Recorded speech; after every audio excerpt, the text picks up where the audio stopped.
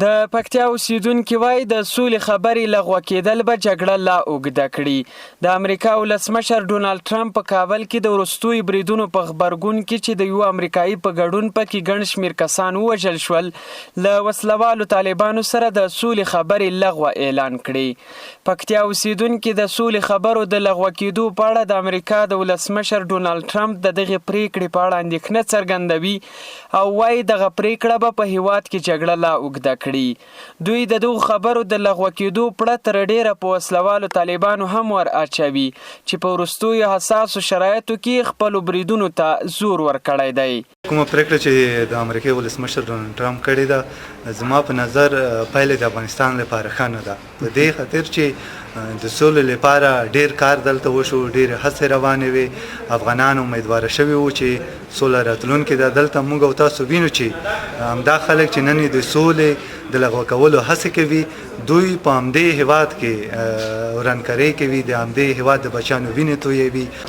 که چېرته عملي شي نو جګړه زور اخلي، ځکه چې دلته د مخالفینو او امریکا دواړه سره هوکړې ته رسېدلي وو. بیا په وروستیو کې امریکا شاته کېږي له خپلې پرېکړې نه او مخالفین زور اخلي، نو حتما جګړه هم زور اخلي. شمېر بیا د امریکا د ولسمشر ډونالډ ټرمپ دا ډول دریځ خپلول له احساساتو ډک بولي او وایي له دې وړاندې هم ټرمپ د افغان جګړې په اړه ورته څرګندونې کړې وې.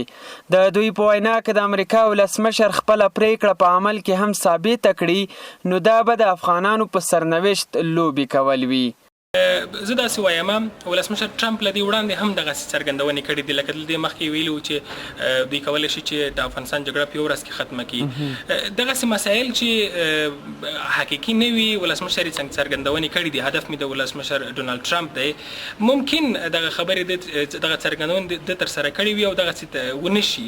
په مجموع کې دغه هڅې چې دغه 9 میاشتې خلک ورته په تمه وو، انتظار یې ورته باسلو، که چېرته په رښتیا سره هم همداسې کار شوی وي نو دغه هڅې د خلکو امیدونه د خلکو هیلې به ټولې له خاورو سره خاورې کېږي.